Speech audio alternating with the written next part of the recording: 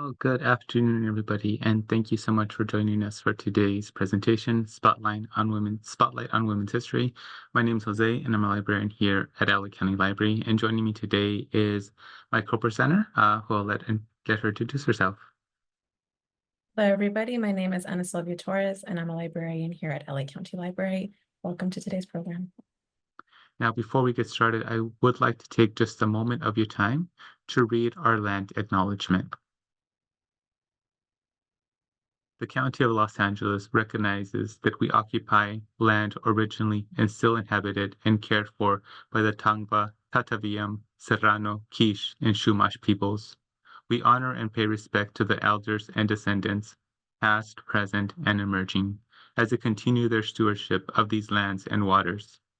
We acknowledge that settler colonization resulted in land seizure, disease, subjugation, slavery, relocation, broken promises, genocide, and multi-generational trauma. These acknowledgments demonstrate our responsibility and commitment to truth, healing, and reconciliation, and to elevating the stories, culture, and community of the original inhabitants of Los Angeles County. We are grateful to have the opportunity to live and work on these ancestral lands. We are dedicated to growing and sustaining relationships with Native peoples and local tribal governments, including, in no particular order, the Fernandillo Tataviam Band of Mission Indians, the Gabrielino Tangva Indians of California Tribal Council, the Gabrielino Tangva San Gabriel Band of Mission Indians, the Gabrielino Band of Mission Indians Quiche Nation, the San Manuel Band of Mission Indians, San Fernando Band of Mission Indians. Thank you. And with that, I will pass it over to Ana Silvia, and she'll be talking about our first set of books. Ana Silvia, over to you. All right. So once again, welcome everybody. We have a great selection for you all today. So my first pick for you, I'm a huge history buff, and Egypt is definitely my wheelhouse. So I was really excited to pick up The Woman Who Would Be King, Hatshepsut's Rise to Power in Ancient Egypt by Kara Cooney. And this book, just off the bat, Kara Cooney, who's a famous Egyptologist, she has written a lot of work around Egypt, in particular about the female rulers of Egypt, delves very deeply into Hatshepsut's life or what we know of her. And her sort of main premise for this book is looking at Hatshepsut in comparison to other female rulers. And she argues that in comparison to rulers like Cleopatra or Nefertiti, we don't know too much about Hatshepsut. And the reason that Kara Cooney speculates is because, unlike Cleopatra, Hatshepsut doesn't have the same sort of story, meaning that Cleopatra is known for being a seductress who used her femininity to gain power over the men in her life. And she has this sort of scandalous past that is just fun for people even thousands of years later to analyze. And Hatshepsut doesn't have that. However, Hatshepsut ruled for 22 years, largely a very peaceful reign, with little opposition and little scandal. However, most people don't really know about Hatshepsut. And Kara Cooney says it's because Hatshepsut doesn't fit that sort of patriarchal narrative of the woman seductress ruler who uses her femininity to gain power and conquer, and which is a disservice, because when we look at Hatshepsut's life, as I said before, she ruled largely with little opposition. Her reign was very peaceful. She ushered a lot of economic prosperity for Egypt. She reestablished trade routes. She built amazing monuments. But why don't we know about this ruler? Is it because she doesn't fit that narrative that Kara Cooney says she's not that seductress?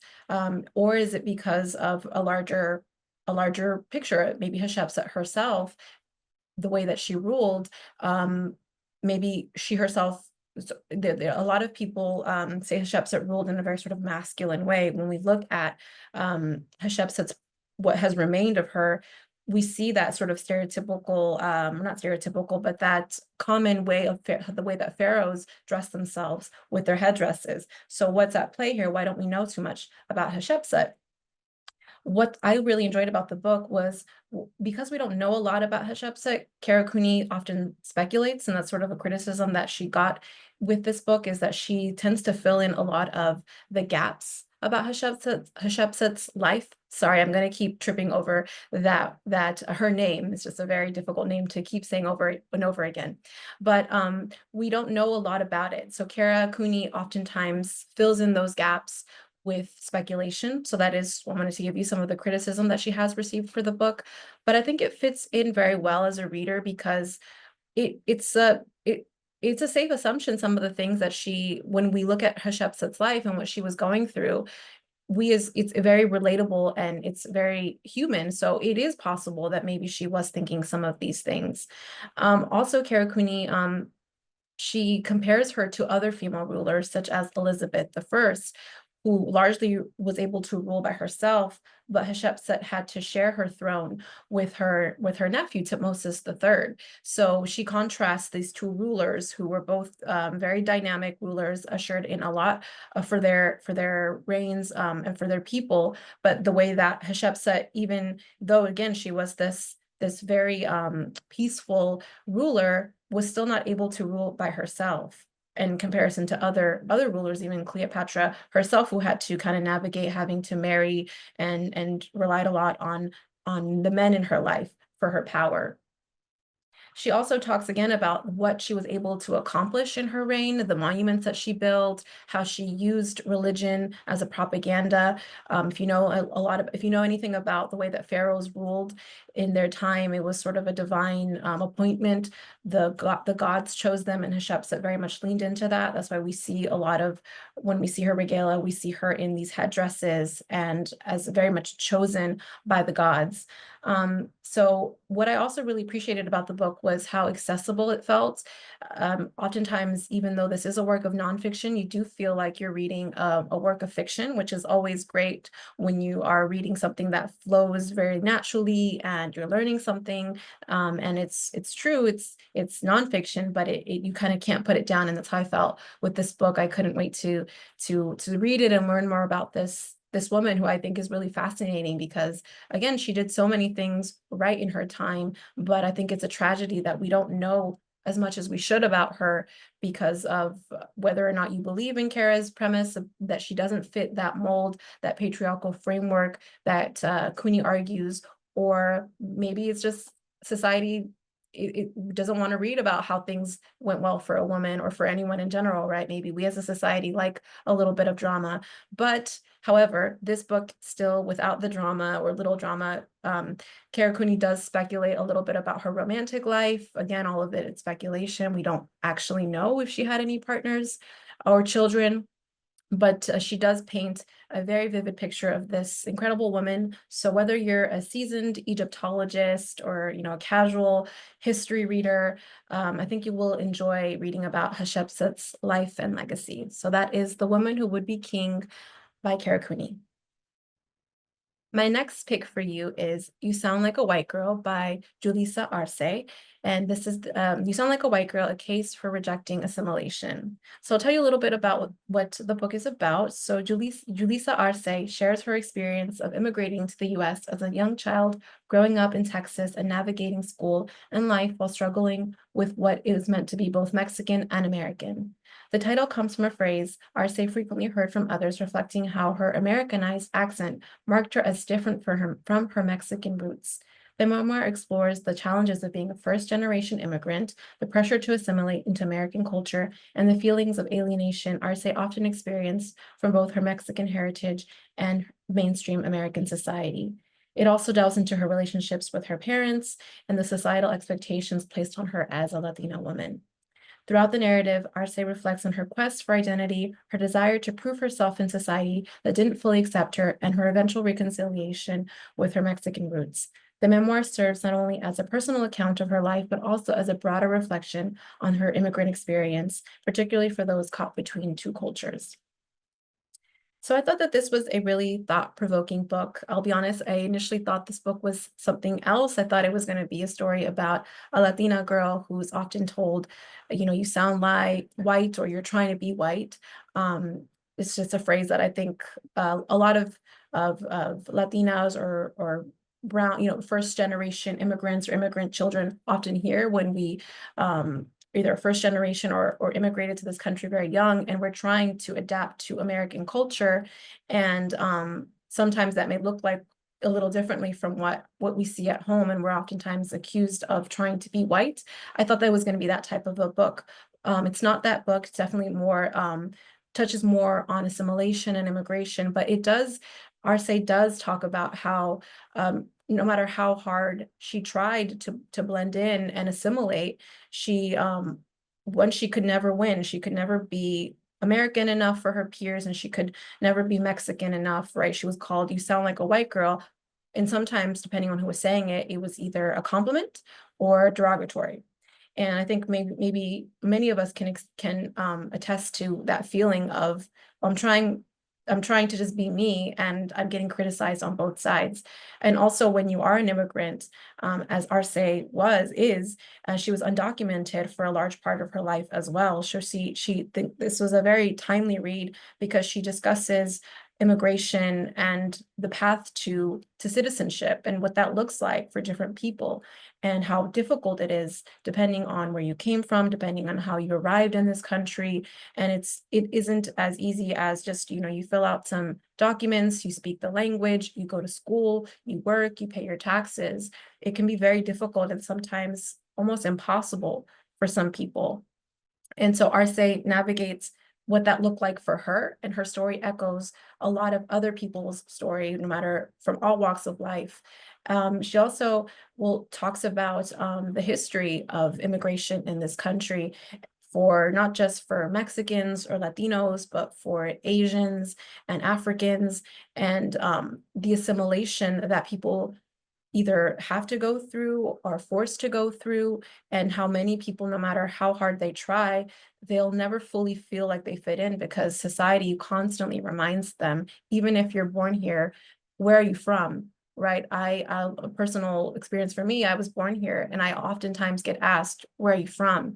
And my family comes from, I have heritage in Latin America and Central America and Nicaragua in particular, but I still get asked, where are you from? And even when I say California, that doesn't satisfy some people. No, where are you really from? And I think a lot of us probably get those questions. So it's an interesting read. I don't necessarily agree with all of Arce's points, but I appreciated her perspective.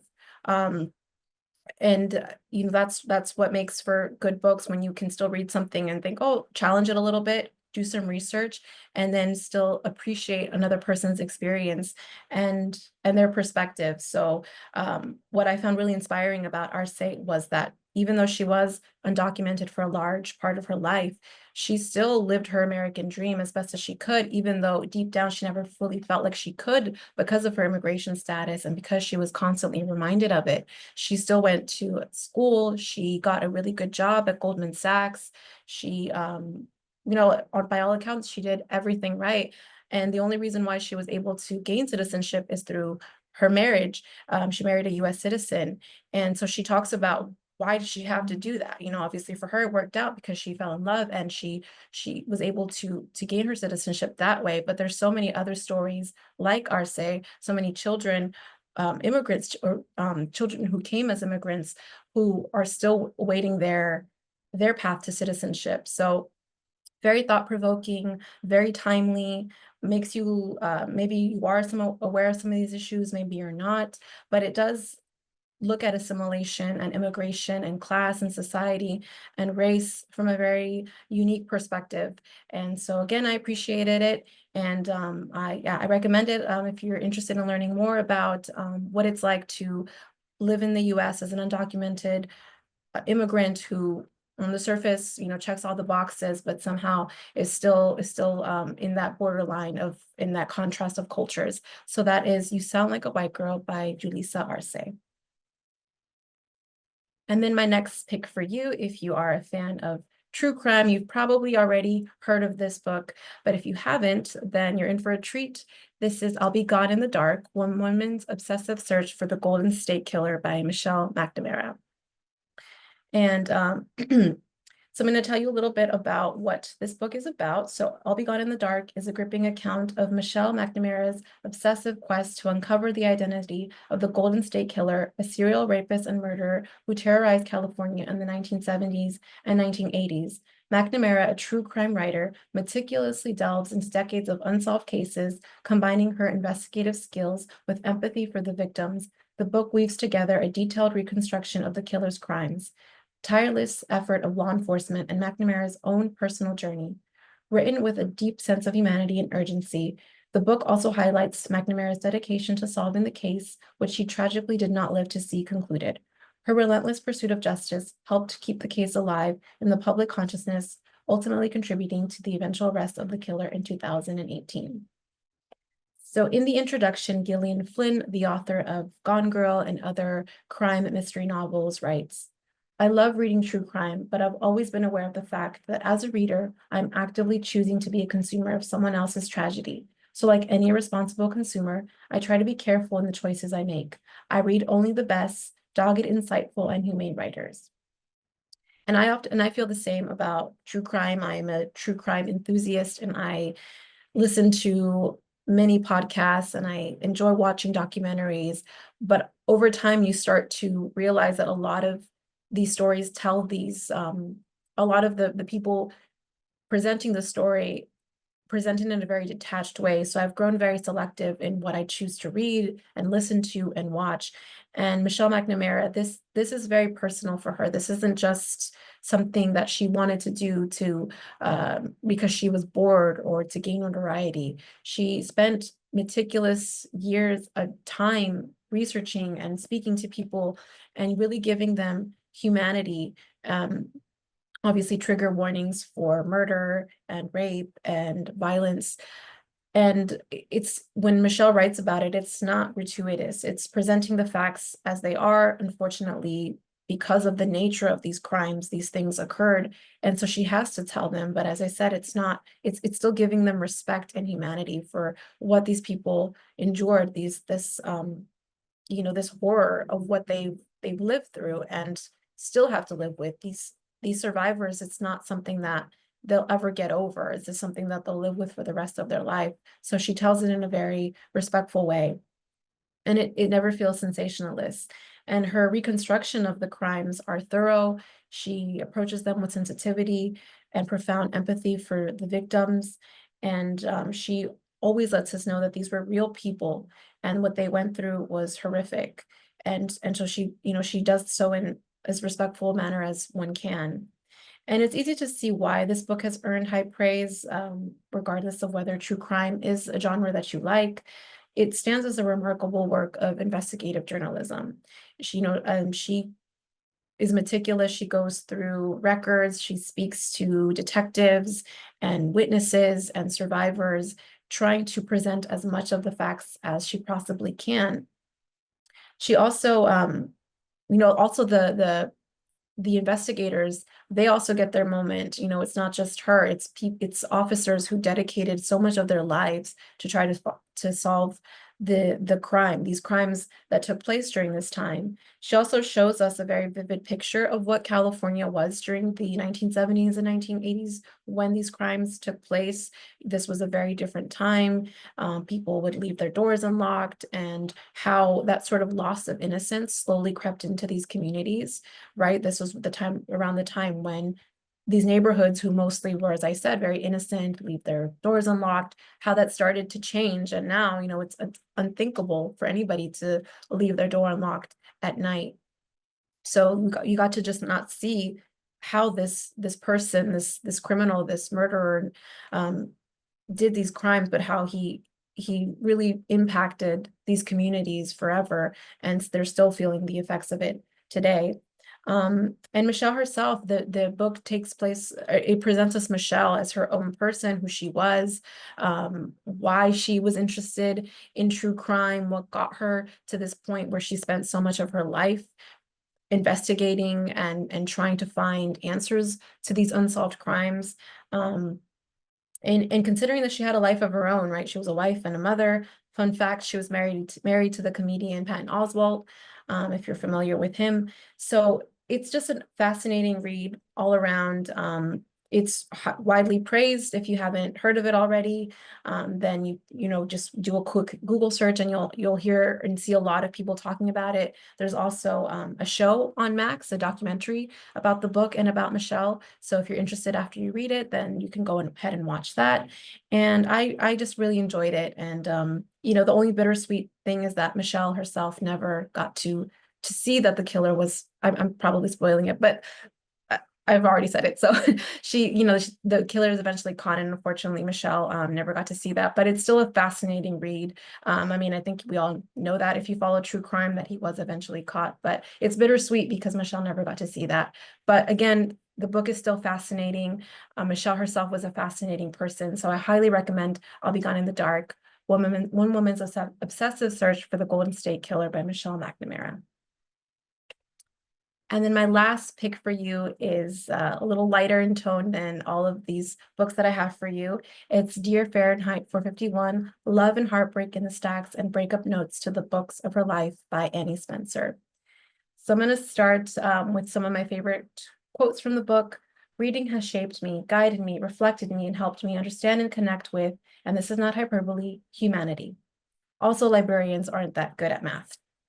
So Dear Fair Fahrenheit 451 by Annie Spence is a unique and witty collection of essays written by librarian Annie Spence. In this book, she addressed his personal relationships with book through a series of letters to the novels that she's loved, lost, and sometimes had to break up with.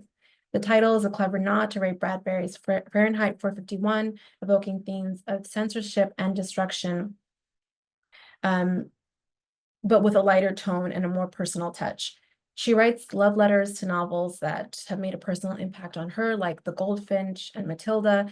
And also, she humorously breaks up with books like 50 Shades of Grey and Dear John, books that no longer hold her attention or, frankly, never did, but she's constantly being asked about.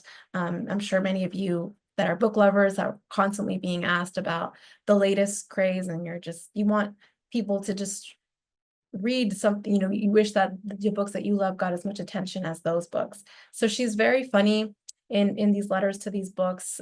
It's a very humorous and light feel. Her love for literature is reflected throughout each letter, and her love for libraries and the communities that she serves as well. And I found myself laughing out loud. Many of her letters, we share a similar sense of humor, so this was really a pleasure to read. She also reflects on how books leave you with very strong emotions. It's sometimes bittersweet, it's nostalgic, and how certain books just never leave you the same. I'm sure we can all look back at the books that have shaped us and molded us, and after we read them, we simply weren't the same. And it really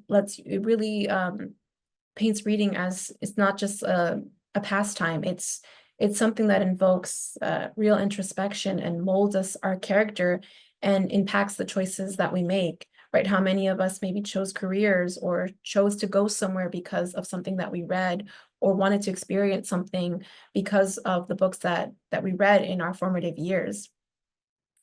And just as Annie writes her love letter to her favorite book and her favorite author, Jeffrey Eugenides, the author of The Virgin Suicides, noting how its haunting narrative and melancholic tone stayed with her way past her first read, and how that shaped, not directly, but how she is now living in the community, in the neighborhood where this book took place, and her favorite author, because that just meant so much to her.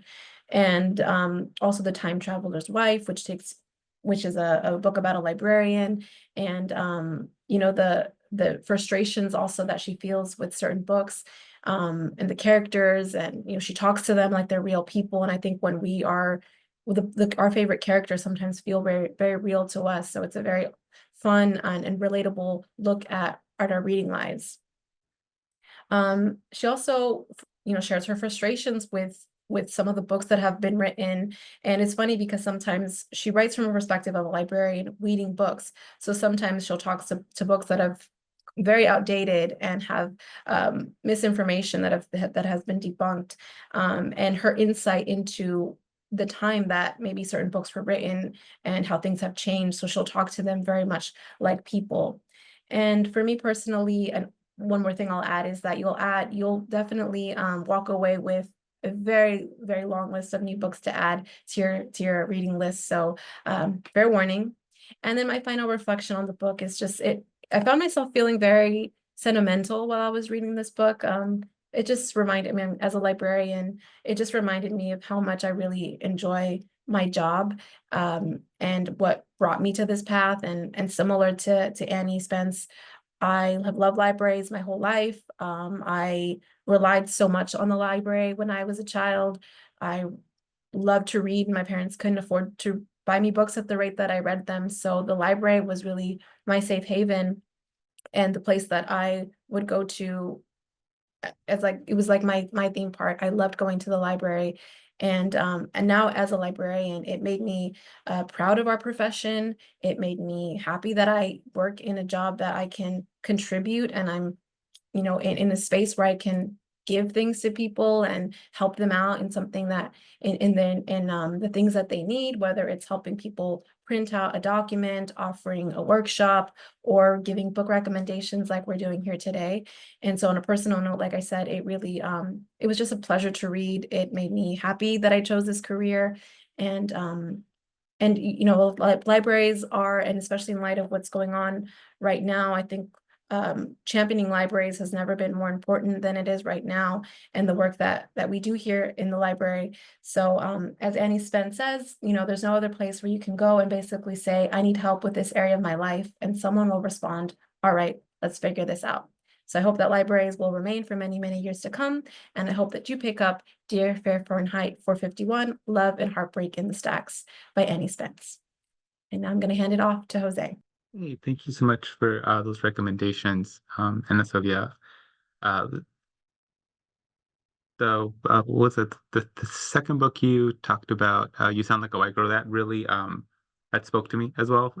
Again, being first generation, and going to Mexico and they're telling me, even though I'm speaking Spanish, like you don't sound from here. They could tell the accent. When I'm here, I'm Mexican. When I'm in Mexico, American. You have that saying in Spanish, ni de aquí, ni de allá. You're not from here or from there. You're kind of somewhere stuck in the middle. And it reminded me of a couple books that I really enjoyed. Not Your Perfect Mexican Daughter, which is a fiction book, a teen fiction book, but it's based on the life of the author, Erica Sanchez, who then wrote a series of essays about her life and her experiences called Crying in the Bathroom. So I'll include those in the write-up that I send out, because those are really great books that have impacted my life personally. Um, and then if you really, I loved the Michelle McNamara book. I read that book and then I watched the series, and the series is really well done. I knew what happened and I was still at the edge of my seat, which is kind of weird because I had just finished reading the book. But one of the person who investigated that case as well, Paul Holes, he's a great author in true fiction, and his kind of first book is called Unmasked. So if you enjoy Michelle McNamara, if you enjoy the perspective of the person investigating the case as the detective, Paul Holes is incredible. And then Long Haul by Frank Fugazi is also great. He's also a former FBI who investigated a lot of cases. And I've heard a couple of podcasts with him, and he's incredible. So, I'm just throwing more books at you guys. I just threw four more books at you guys that I'm not even reviewing. I apologize for that. Um, but you could see our passion, right? It's like, oh, you read that one, now read this one, now read that one. It's fun. So thank you so much for those recommendations. And now I will share my screen and I will talk about my four books. All right. So I'm not going to say that we're doing this particular topic because of this book, but it was highly influenced. When I heard that this book was coming out, I put myself on every holds list possible because I was frantically waiting for this book. And I am going to turn off my video just because my internet is spotty here. I do apologize. So Fearless and Free is a memoir written by Josephine Baker. Josephine Baker was born in St. Louis in 1906 and became an iconic symbol of the Roaring Twenties. You may not know it, but I'm pretty sure you've seen a picture of Josephine. There are a lot of questions about her birth and her father. Many believe her father was white, as she was born in a white hospital, and her mother was of Black and Native American descent, and she spent a whole 6 days in this hospital. Josephine's career started at the young age of 13 after her first divorce. Yeah, she was divorced by the age of 13. By the age of 19, in 1925, she had made her way all the way to France after playing bit roles in cabarets in New York City. It was there where she became a sensation, performing her iconic banana costume, performing in her iconic banana costume, which is just made up of a plastic banana skirt and pearl necklace. Josephine circled the world performing it at uh, Josephine circled the world performing, and it was her fame that led her to become a spy for the French during World War II. Her fame gave her access to key German, Italian, and Spanish leaders. After the invasion of Paris, Josephine left to the south of France, where she continued her work housing Jewish refugees, funding most of this work herself. The French national? Yes, Josephine rejected her American citizenship, made her return to the United States in the early 1950s to find a very segregated country. Baker fought for civil rights, writing articles, giving talks, among other things, and Josephine continued to perform late into life, passing away at the age of 68 in 1975. So these are not even the cliff notes of the extraordinary life of Josephine Baker. She was a dancer, pushing the limits, a movie star, a singer, a spy, an activist. A single one of these careers would have made her a legend, yet she managed to do all of them. Fearless and Free was originally written in French in bits and pieces as she related her story over the years to her friend, and was released in English for the very first time this year. To say I was excited for this book, as you can tell, is an understatement. I would say that to fully enjoy this book, you should have some knowledge of Josephine and her life. This book tends to give more context and her thoughts on events and happenings in her life. That being said, it is still a very enjoyable book, as it feels like you almost are reading her diary or letters to a loved one. As I mentioned to you before, this book was, dictated to a friend. Through this book, you see her reactions to the multiple challenges she faced from governments and the church over her scandalous performance in that famous banana costume, banana skirt, and pearl necklace. And she really downplayed her contributions during the war.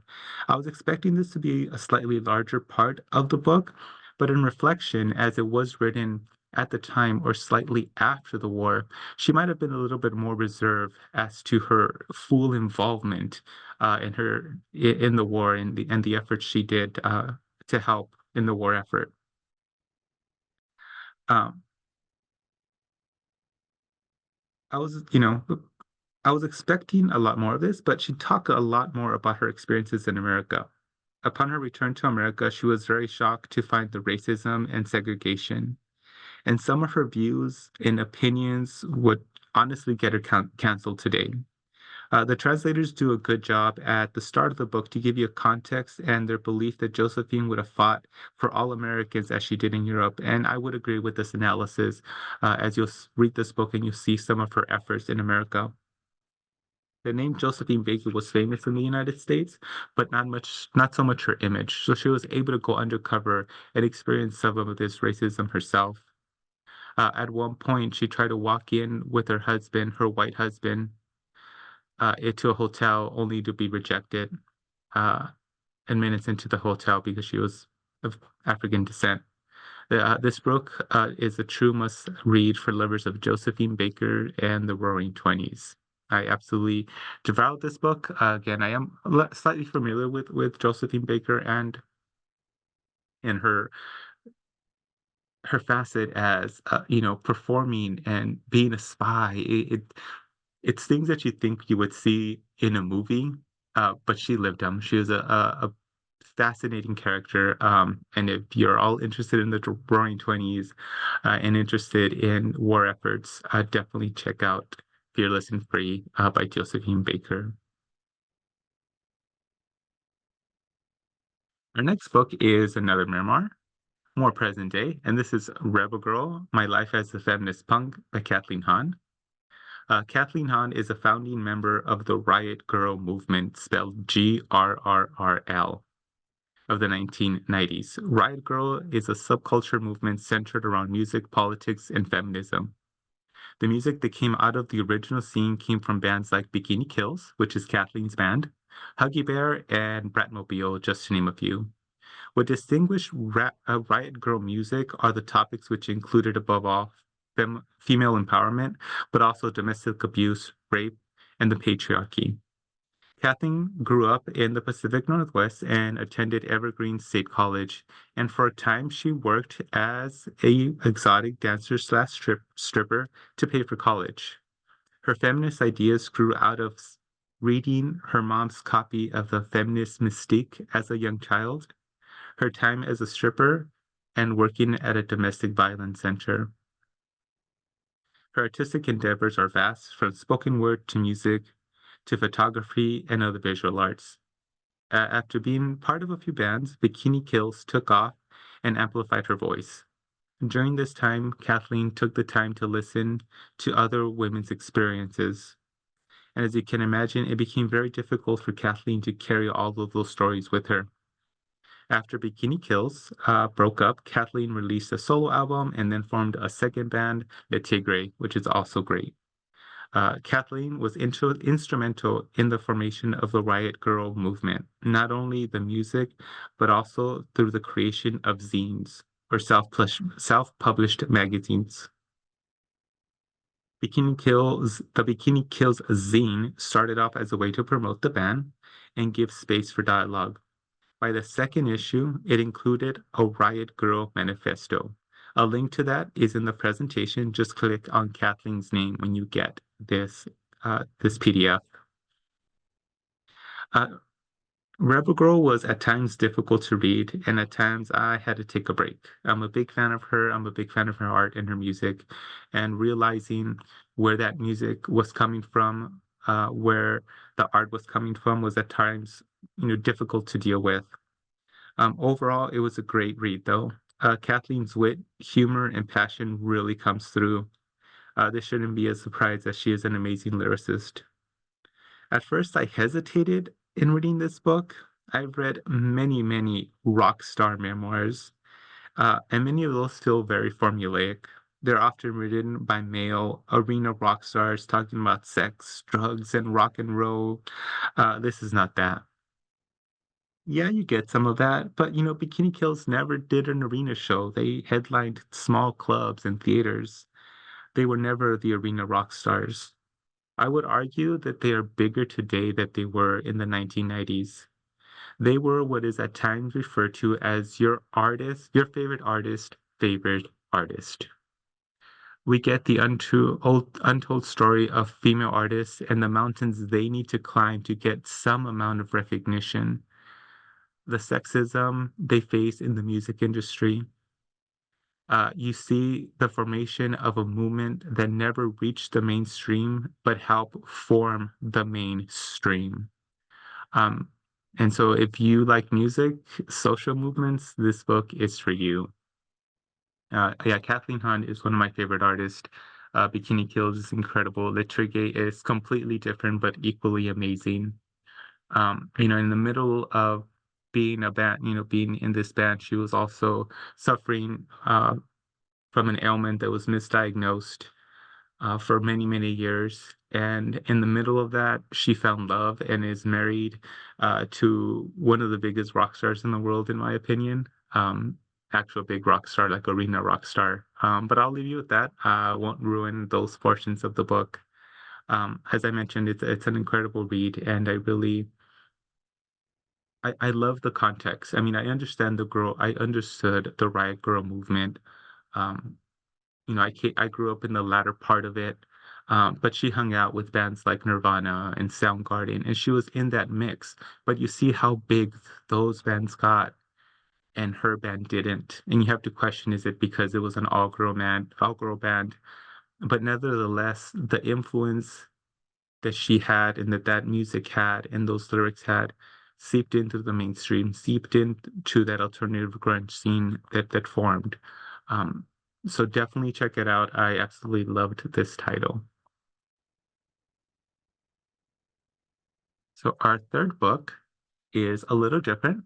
We are gonna talk about Wise Gals, the spies who build the CIA and change the future of espionage by Natalia Holt.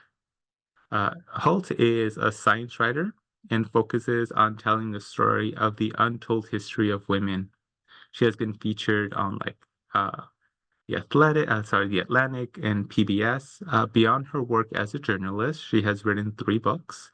The Rise of the Rocket Girls, The Women Who Propelled Us from Missiles to the Moon to Mars, which was published in 2016, followed by The Queens of Animation, The Untold Story of the Women Who Transformed the World of Disney and Made Cinematic History, and the book I'll be talking about today, 2022's Wise Gals, The Spies Who Built the CIA and Changed the Future of Espionage.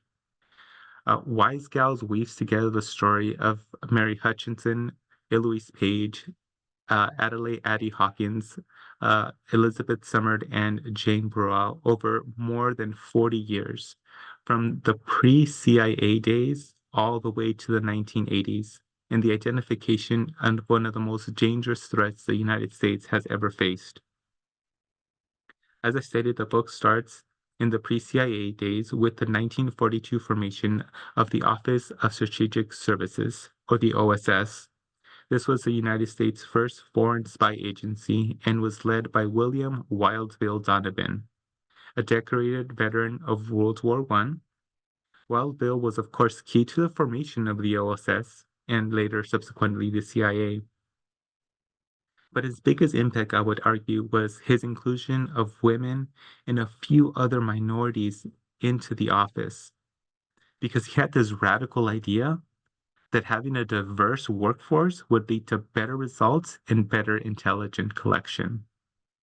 And I'm going to give you a small write-up on each of the um, characters or women who are featured in this book, and I'll start with Eloise Page. Her career in the OSS started as the secretary to Wild Bill. So you can imagine she had a front row seat to most of the action, and it really sparked her love for espionage. And she was soon moved overseas to be part of X2, which was counterintelligence, giving her access to the British code breakers. So, Enigma. So she was there with Enigma. That's just fascinating. There she identified thousands of foreign spies and helped keep track of them. After the OSS was dismantled, she was one of the founding members of the CIA and rose to be number 3 in the Director of Operations. Her counterintelligence helped her win a whole case of champagne from one of her uppers when they refused to listen to her input on some very important Soviet intelligence. What was that intel? I guess you'll have to read the book to find out how she won a whole case of champagne. Next is Adelaide Addie Hawkins. She came into the service through her husband, Ed Hawkins, after he joined the Army Signal Code, which was in charge of managing communications for the armed forces. Addie was put in charge of the DC Communication Center in 1941 and specialized in ciphers and secret codes. Doesn't get more CIA and spies and secret codes, right? Addie was well respected and was depended on during the war effort and well after. But as a woman, she was often seen just as Ed's wife, someone that was along for the ride, going wherever her husband was assigned. Uh, But she discovered a ploy by our wartime allies, the English, the French, to take control of the Suez Canal from Egypt, which sparked the Suez Canal crisis. And her intel helped us kind of be on the right side of history there. Addie was constantly passed over for promotions. And when she was given a promotions, this promotion added to no more than additional work and responsibilities for the exact same pay she had before. This constant abuse led her to be the founding member of the Petticoat Panel. The panel formed in 1953 to try and promote women inside of the agency. But as you might suspect, the detailed report was mostly ignored by her male superiors. Now, that document was declassified in 2013, and it's included as well in this presentation. You just click on the author's name and it'll link you to that presentation. There's still a lot of redacted stuff, so it's kind of cool to look at. The next person in this book is Mary Hutchinson. She came to the service through her love of archaeology. She held a PhD and worked in Greece before joining. When she did decide to join, she refused the secretary position that was offered for her. She had a PhD after all, and they ultimately made her an officer. Mary's biggest contribution to the Secret Service came during the Cold War. She worked to create a group of double agents in Ukraine, looking to break ties with the USSR. I mean, who knew we've been meddling in Ukraine for that long, right? Elizabeth Sumner was the first woman to enter the CIA's junior officer training. Her first post was in Iraq, Baghdad. Elizabeth was a prime example of Wild Bill's dream. Posting as a tech secretary, she was able to blend into civilian life because of her looks. Um, she was not blonde hair and blue-eyed. She had darker complexion and kind of really fit in Iraq. She went about her work a little different. Instead of going directly to people she felt could be turned into double agents, she instead formed friendships with women at the local beauty salon and dress shop, getting to know them and their husbands and targeting them that way. When revolution in Iraq started in the late 1950s, all CIA agents were evacuated from Iraq, with the exception of Elizabeth. She felt a responsibility to her spies and all the other spies working for the CIA, and the fact that she was not blonde and blue-eyed helped her stay covered and continue to supply vital intel to America and our allies. Finally, Jane Burrell joined the OSS in 1943. Her husband, a member of the Navy, was sent to the South Pacific, but Jane went off to London. Jane had studied in Europe and was fluent in French. Although she was doing the job of an analyst, she was only a secretary when it came to pay. And like the other women, she had had enough. Due to her fluent French, she was promoted to a position in X2, that counterintelligence wing. Here she led a group of double agents feeding false information to Nazi Germany. After the war, she worked to recover gold and art stolen by the Nazis. Although she wasn't a monuments fan, she did work alongside them. So this is a brief recap of the 5 incredible women highlighted in this book. Halt does an incredible job of walking a fine line between narrative nonfiction and an academic book. The book goes into the geopolitics and the details just enough to give you context and an understanding of the true danger these women were in. You understand their love for the country because despite of all the roadblocks they faced, they accomplished so much more than many of their male counterparts. Natalia, or Holt, excuse me, is able to interweave personal stories humanizing the women, making you like them as people and see the sacrifice that they had to make to achieve their goal. I would say this book should be actually required reading. It gives you a context for the world today. Many of the places mentioned in this book are places we're still actively involved in. It gives you an eye-opening look at the slow pace of change. Jane, Elizabeth, Mary, Addie, and Eloise were revolutionary, showing the ability of women in all aspects of government intelligence, setting the framework for so much of the things that we still use today in intelligence.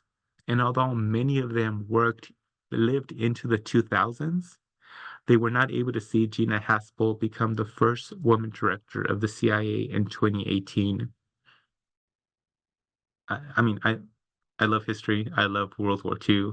I love this whole era, and it was just an incredible read. You are captivated. You feel like you're reading a novel, and you have to remind yourself that these were real women putting their life on their line, risking it all for little to no recognition.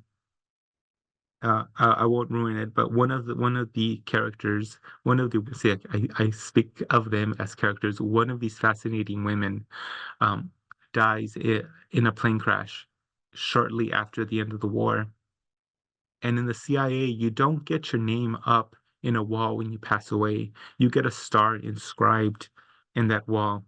And there's one star missing. She has never been recognized for her service. Their excuse is that she died in a commercial airplane. But many of her male counterparts also died in commercial airplanes, and their stars are still on that wall, but hers is missing.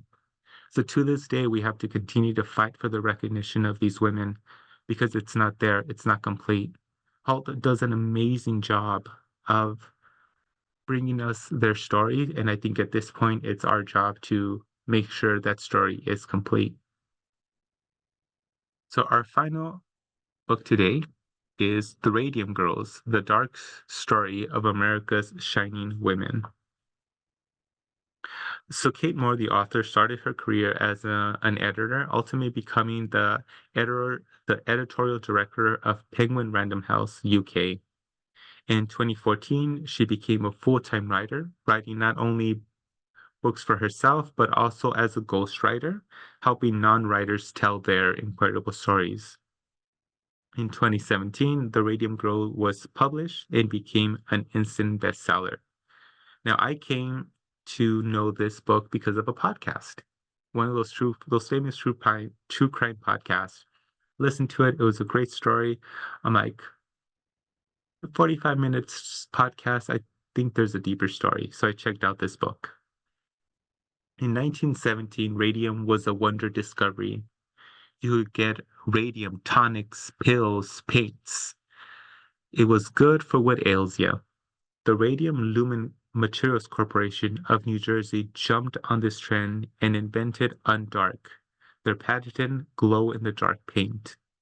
The main use for this paint was to make glow-in-the-dark watch dials.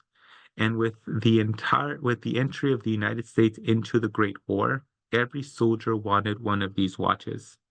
Radium Luminous Material Corporation put out a call for girls to paint these dials. Because the paint had to be exact on each number, the paintbrush had to be extra fine. And so the girls, some of them as young as 14, were instructed to lip dip paint. In other words, they had to form a fine tip by putting the brush in their mouth, then dipping it in the paint and painting. Despite the company knowing the negative effects of radium, they kept on encouraging the girls to lip dip paint. The paint was the paint and the powder used to make this paint was so amazing the girls would attempt to put it on themselves so they could glow outside of work and in the clubs. Because again, we're talking 1917, we're talking the start of the Roaring Twenties. They wanted to be seen. However, pure radium was rare and extremely expensive, costing up to $2 million a gram in today's world. So many times the girls were forced to clean themselves off before heading home. Soon some of the girls started to not feel so right, complaining mostly of jaw or mouth pain, but also pain in their hips and the back. The girls were paid per watch, and so they kept working because it didn't matter if you worked 8 hours, it mattered how many dials you painted. The, the pains started to get worse and they began to go to the dentist because of that jaw just hurting. Some were diagnosed with phosphorus poisoning as it was a known toxin, and others were told that they might have Cupid's disease or syphilis. But radium was never brought up, in part because the girls were never asked about their job, but also because, remember, in the public eye, radium was the wonder discovery. The pain turned to teeth falling out and whole parts of their jaw just crumbling at touch. Josephine Neff, the dentist who was treating Molly Magia, who became the first person to die in 1923, had never seen anything like this, and questions about the girl were starting to be raised to the company. But the company had a company doctor who said everything was fine and encouraged the girls to lip, dip, and paint. By the following year, dozens of women were ill with similar symptoms. The women became convinced that they were being poisoned at work, and one worker, Grace Fryer, the daughter of a union man, decided to take action and sue. It took her 2 years to find a lawyer who would finally take her case and take it to court. The happenings at the Radium Luminous Material Corporation were not unique. Cases were also popping up in two other factories, the Radium Dial Company of Illinois, which had their own paint, and the Waterbury Clock Company, whose paint was supplied by Radium Luminous Material Corporation. And that Waterbury Clock Company, well, that's known as Timex today, so they're still around. But since this was the 1920s, they didn't know about each other. And this is where the book really takes off, because we get into the case of these women and the company's constant pushback that it was not their fault. This really reads like a courtroom drama. You get all the details. And Kate does a fantastic job, much like Holt, to get to know these women. You learn their whole life, not just the painful parts. But because you understand them as a whole, the pain hurts so much more. And you begin to question whether, if these were men working at the factories, would they have gotten the same pushback? Would they have been required to lip, dip, and paint? Or would safety measures have been in place? Would they have faced the same struggles to find a lawyer? Remember, it took Grace 2 years to get a lawyer, and the case kept on being pushing back and back and back. Honestly, in my opinion, in hopes that these women would die before the case would be concluded. Kate was working on a stage play about this topic, uh, and she wanted to make sure that she told the correct story. So she took a deep dive into the topic, and after 6 months, she had the book done. And at first, I was like, "Wow, 6 months to write a book? That's not very long." And so I wasn't expecting this book to be that great and that detailed, but Kate more really got into the details. She dove into it and wrote a real book and a real stories of these women detailing them and their struggle. It's a fascinating read. It's fairly long, but don't let that intimidate you. If you like courtroom dramas, if you like court cases, if you like to get to know how we have moved forward with workers' rights, this book is definitely for you. And so those are the four books that I have for you. Uh, and so, Anna Sylvia, you want to hop back on? See if we have anything. I see some stuff coming up in the chat. Great recommendations as always. I am sad to see that the Josephine Baker is it Fearless and Free has a very long holds list. But I definitely want to read all of them. And oh my gosh, that description of Jaws, like like, oh, that made my skin crawl. Oh gosh, those poor women, that's awful. But that sounds very fascinating. I really want to read that. I'll just have thank you for the preparation of those descriptions of what they had to go through and the effects that it had on their bodies. And Wise Gals, just all of your recommendations, but Wise Gals as well. Like I can't believe that she still hasn't been recognized. And um, yeah, just so much work that still needs to be done in so many areas when it comes to women. I do want to thank everybody for joining us and taking part of this. Hopefully, um, you enjoy these recommendations. I'm going to drop a link in the chat for another service that we have, and it's called More Books. And so if you're looking for something to read and you're not quite sure what you want to read, you go to that link. You tell us a little bit about yourself, what you've read, what you enjoy, and one of our fabulous book selectors who are in charge of buying us all our fabulous books will build a list for you. So it's a special cure, a curated list just for you based on your likes. So definitely take advantage of that. And I'm gonna plug one more book. I'm sorry, I keep plugging books. And it's called "I'm That Girl" by Jordan Childs, who is, if you don't, that name might sound familiar, but you not might be able to place it. She is a gymnast who won the bronze medal, but it was then taken away because of some technicalities, some scoring issues. Um, and that is actually still being fought in the courts. Um, but I remember that date because it was Simone Biles got silver, Jordan Childs got bronze, and forgive me for forgetting, but a Brazilian gymnast won gold, and it was just so beautiful to see three women of color on that stage receiving their medals, and then one of them having been taken away, but hopefully she'll get it back. But she talks about how, you know, people question your hair shouldn't look like that because a gymnast's hair doesn't look like that. A gymnast's body doesn't look like that. A gymnast doesn't dance to that type of music. And she was brave enough to question why not. And she's out there. I think she's still in college, still at UCLA, still pulling tens at UCLA when she performs. And hopefully she'll get that bronze medal. So I haven't read it yet, so I'm not going to say it's a good book, but it's a fascinating story. Just to be there. So thank you so much. We'll be back in a couple of months with another one of these. If you enjoy it, please join us. When you get that link from me, um, let us know what you want us to review or talk about. We'll be happy to do that too. And Sylvia, any last words? Yes, thanks everybody for being here, and we hope that you've enjoyed our recommendations. Thank you so much, everybody. We'll see you next time. Bye-bye. Bye.